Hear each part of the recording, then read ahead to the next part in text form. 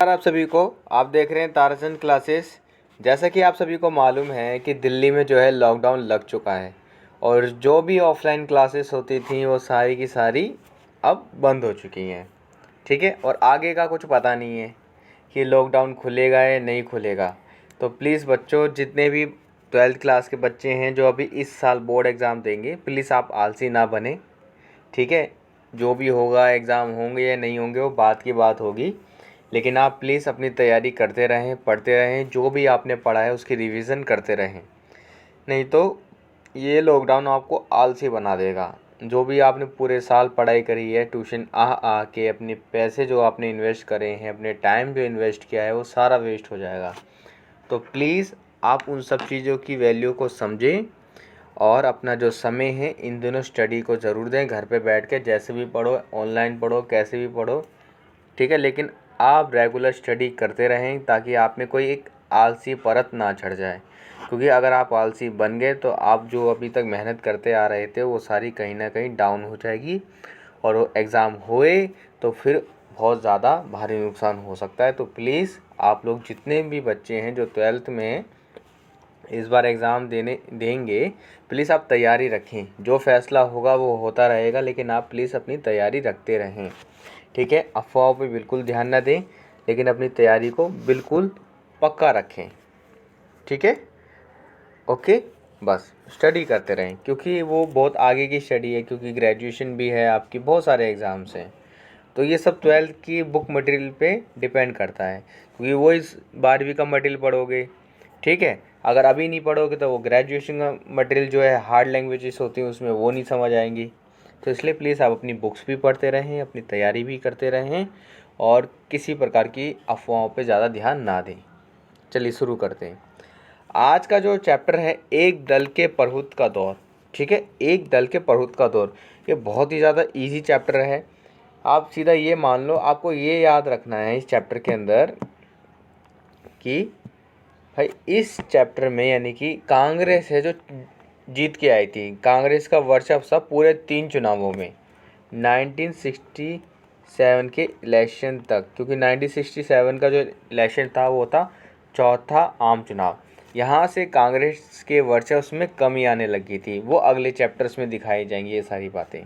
लेकिन आपको मोटे तौर पे ये बात याद रखनी है, इस चैप्टर में कांग्रेस का वर्चस्व क्या था, बहुत ज़्यादा था। और इस चैप्टर में चुनाव भी करवाए गए हैं जिसमें कांग्रेस जीत के आई और आने वाले 3 साल तक कांग्रेस जीतती आई। क्यों जीत के आई, वो सारे रीज़न इसके अंदर मेन जो हैं वो पढ़ने हैं। ठीक है, बस बहुत ही इजी चैप्टर है, कुछ नहीं है चैप्टर के अंदर खास ज़्यादा। चलिए, जो भी है कांग्रेस हाईलाइट है इसके अंदर। स्मरणीय बिंदु, भारतीय नेताओं की स्वतंत्रता आंदोलन के समय से ही लोकतंत्र में गहरी प्रतिबद्धता आस्था रही थी। ठीक है, इसलिए भारत ने स्वतंत्रता के बाद लोकतंत्र का मार्ग अपनाया, जबकि लगभग उसी समय स्वतंत्र हुए कई देशों में अलोकतांत्रिक शासन व्यवस्था कायम हुई थी। एग्जाम्पल के लिए आप ले सकते हो पाकिस्तान, कुछ फिक्स ही नहीं रहता वहाँ का। तो 26 जनवरी 1950 को संविधान लागू होने के समय देश में अंतरिम सरकार थी। ठीक है, अंतरिम सरकार यूँ समझ सकते हो कि एक तरह से कांग्रेस ही हमारे देश का सारा लेखा जोखा प्रशासन काम कर रही थी। ठीक है, इलेक्शन भी नहीं होते उससे पहले, यानी कि जो एक संगठन कह सकते हो, समूह कह सकते हो या दल, जो भी आप कहना चाहो, मेनली यहाँ पर अंतरिम सरकार कह दिया गया है। जो पूरे देश को रिप्रेजेंट कर रही थी वो कांग्रेस थी। ठीक है, अब संविधान के अनुसार नई सरकार के लिए चुनाव करवाने थे जो 1951 से 52 तक चले थे, आप सबको मालूम है। जनवरी 1950 में चुनाव आयोग को गठन किया गया और सुकुमार सेन चुनाव आयुक्त के पहले अध्यक्ष बने। ये वाला क्वेश्चन कई बार एमसीक्यू में आता है। अब है चुनाव आयोग की चुनौतियाँ। क्या क्या चुनौतियाँ आई थी चुनाव आयोग के समक्ष। पहली बात तो देखो, सिर्फ स्वतंत्र और निष्पक्ष चुनाव करवाना असंभव लग रहा था सभी को, क्योंकि देखो हमारे देश में पहले से, हमें पहले चैप्टर में भी आपको बताया था कि राजपूत थे, रजवाड़े थे, यानी कि जमींदार, ये सारी चीज़ें थी। जो बैल मालिक बोलता था वही सारे प्रजा के लोग मानते थे। पहले किसी लोगों को पता भी नहीं था कि चुनाव नाम की भी कोई चीज़ होती है, क्योंकि देखो राजा राजा शासन कर रहा था, उसका फिर लड़का जो आएगा वो शासन करेगा। यानी कि उसी तरीके से अगर एक आदमी नौकर है किसी राजा का तो उसकी औलाद भी नौकर ही बनती थी। तो ये कुछ सिस्टम था, मतलब प्रोग्रेस वाला, हर चीज़ बटी हुई थी, कोई चेंजेस नहीं, कोई कुछ नहीं, सब फॉलो करेंगे, जो आदेश दे दिया उसको मानेंगे। लेकिन इस बार पावर दे दी जा रही है कि भाई साहब आप वोट दे सकते हो, अपने मनपसंद कैंडिडेट आप चुन सकते हो। तो इस प्रकार की कुछ चीज़ें जो है लोगों को विश्वास नहीं हो रहा था। आई होप मेरी बात आप लोग समझ पा रहे होंगे, ठीक है। मैं कोशिश करता हूँ कि आप लोग मेरी बात समझ पा रहे होंगे कि कहने का मतलब ये है कि बहुत ज़्यादा लोगों को पता नहीं था कि वो भी अपना राइट्स का जो है यूज़ कर सकते हैं। वो एक सिस्टम पे चल रहे थे जो पुराने समय से चलता आ रहा था। मैं जो काम कर रहा हूँ मेरी औलाद भी वही काम करेगी, औलाद की औलाद वही काम करेगी, मेरे ऊपर जो शासन कर रहा है वो शासन करेगा, उसके बच्चे शासन करेंगे। ये सारा सिस्टम चलता रहेगा जो पहले से आ रहा था। लेकिन अब एकदम से राइट दे दिया, भाई साहब आप भी अपना वोट अच्छे आदमी को दे सकते हो, चुन सकते हो, और अपने ऊपर अपनी सरकार बना सकते हो, जो भी है अब उनसे आप प्रसन्न भी कर सकते हो, ठीक है, समझे। और इसलिए मैं सभी बच्चों से कहता ही हूँ कि आप सब 18 साल के होने वाले हो तो प्लीज़ अच्छे कैंडिडेट को वोट देना, ठीक है, ताकि आप लोगों का फ्यूचर जो है अच्छे से ग्रो हो। आप एग्ज़ाम्पल आजकल देख ही सकते हो, क्योंकि देखो अगर कोई कैसी भी गवर्नमेंट होगी, किसी भी प्रकार का कोई भी स्टेप लिया जाएगा, उन सब का असर हम सब पे होगा। तो प्लीज़ हमें अपने वोट का अच्छा यूज़ करना चाहिए, ताकि हम अपने लिए, अपनी सोसाइटी के लिए, अपने परिवार के लिए अच्छे कैंडिडेट को चुन सकें, क्योंकि उनकी एक एक एक्टिविटी हमें प्रभावित करती है कहीं ना कहीं, या प्रत्यक्ष कह लो या अप्रत्यक्ष कह लो, वो प्रभावित करेगी।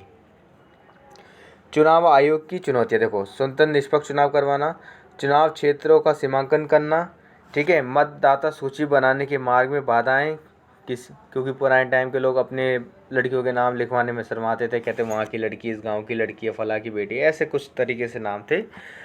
अधिकारियों और चुनाव कर्मियों को प्रशिक्षित करना, और कम साक्षरता के चलते मतदान की विशेष पद्धति के बारे में सोचना, यानी कि किस सिस्टमेटिक तरीके से हम लिस्ट बनाएंगे, वोटिंग करेंगे, इन सब चीज़ों के बारे में सोचना है। ईवीएम जो है 1990 के बाद शुरू हुई थी वैसे, ठीक है, इसके बारे में भी एनसीईआरटी की बुक में कॉलम बना रखा है, उसको पढ़ लेना, वही क्वेश्चन आता है एग्ज़ाम में, और मैप में भी वही आ जाता है, ठीक है। और जिस हिसाब से हम देखें तो हमारे एग्ज़ाम को भी कैसे ऑनलाइन ये सब हो रहा है, तो उसी तरह चुनाव रैलियाँ भी ऑनलाइन होनी चाहिए, ठीक है, ताकि जब हर चीज़ को स्थगित किया जा रहा है, सब चीज़ ऑनलाइन जा रही है, तो ये कुछ चीज़ें ये भी ऑनलाइन जानी चाहिए। आप लोगों को एग्ज़ाम्पल दिख ही गया होगा, तो प्लीज़ अपने वोट का अच्छा यूज़ करें। चलो, अक्टूबर 1951 से फरवरी 1952 तक प्रथम आम चुनाव हुए। पहले 3 आम चुनावों में भारतीय राष्ट्रीय कांग्रेस का प्रभुत्व रहा, ठीक है। कांग्रेस जो है लगातार जीतती आई थी 3 चुनाव तक। भारत में एक दल का प्रभुत्व दुनिया के अन्य देशों में एक पार्टी के प्रभुत्व से कुछ इस प्रकार अलग रहा है, ठीक है। क्योंकि देखो मैक्सिको में, ठीक है, मैक्सिको में पीआरआई की स्थापना 1929 में हुई थी। और पीआरआई की जो एक डेफिनेशन है वो स्पेनिश में पार्टिडो रिवॉल्यूशन पर कुछ ऐसा स्पेनिश में लिखा था, आप गूगल करके आप पढ़ सकते हो उसको, ठीक है, ओके। वैसे तो इसका इंग्लिश में था, मतलब हमारा इंस्टीट्यूशन में लिख देता हूँ, इंस्टीट्यूशनल रिवॉल्यूशनरी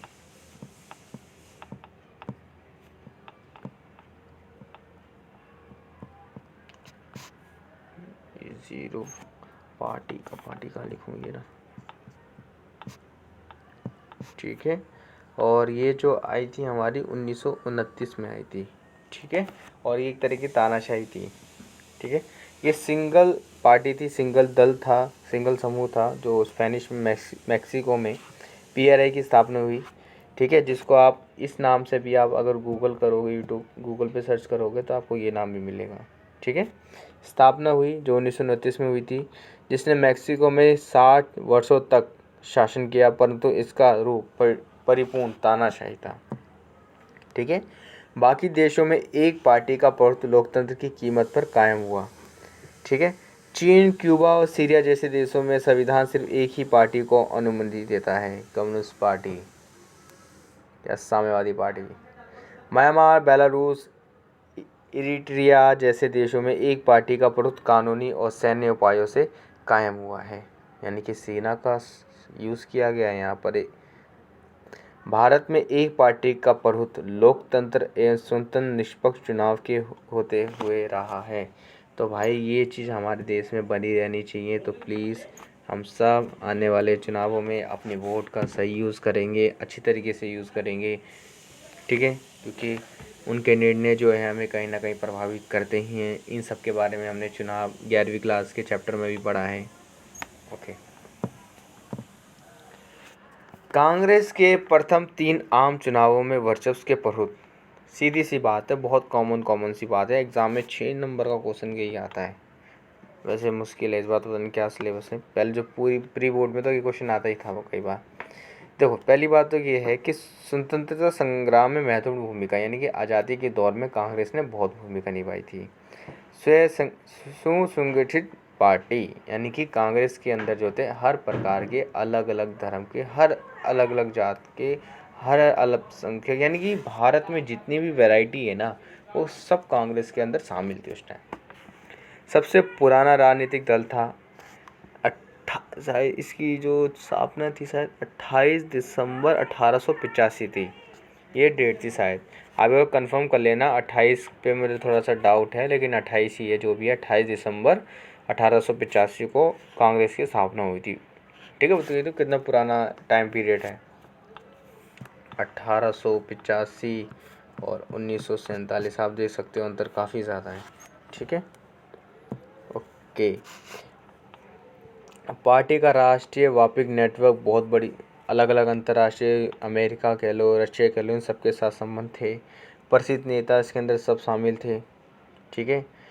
सबको समेटकर मेल जोल के साथ चलने की प्रकृति और भारत की चुनाव प्रणाली भी इन्होंने यूज़ करी थी, ठीक है। आप सबको मालूम ही होगा हमारे देश में कौन सी चुनाव प्रणाली को अपनाया गया है, 11वीं क्लास में आपको बताया भी था। कांग्रेस की प्रकृति एक सामाजिक और विचारधारात्मक गठबंधन की है। कांग्रेस में किसानों, उद्योगपति, शहर के बाशिंदों और गांव के निवासी, मजदूर और मालिक एवं मध्य, निम्न और उच्च वर्ग तथा जाति सबको जगह मिली है। कांग्रेस ने अपने अंदर गर्मपंथी, नरमपंथी, दक्षिणपंथी, वामपंथी के मध्य मार्गियों को समाहित किया था, यानी हर वर्ग के लोग इसके अंदर शामिल थे, हर विचारधारा के लोग कांग्रेस के अंदर शामिल थे।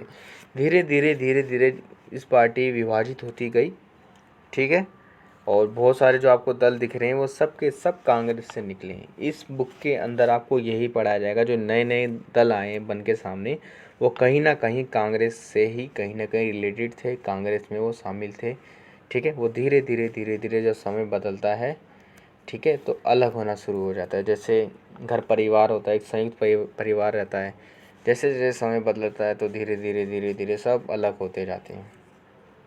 ये सारी चीज़ें भगवान करे ऐसी चीज़ ये सब किसी को देखने को ना मिले, सब परिवार एक साथ रहें और आगे रहें, प्रोग्रेस करें, ठीक है। कांग्रेस की गठबंधनीय स्वभाव ने विपक्षी दलों के सामने समस्या खड़ी की और कांग्रेस को असाधारण शक्ति दे दी, सुपर नेचुरल पावर। चुनावी प्रतिस्पर्धा के पहले दशक में कांग्रेस ने शासक दल की भूमिका निभाई और विपक्षी की भी, यानी कि दोनों थे इसके अंदर। इसी कारण भारतीय राजनीति के इस कालखंड को कांग्रेस प्रणाली कहा जाता है, जहाँ पे पक्ष विपक्ष दोनों थे कांग्रेस के अंदर, जिनके कारण एक अच्छी पॉलिसी ये लोग स्थापित कर पाते थे, ठीक है। बस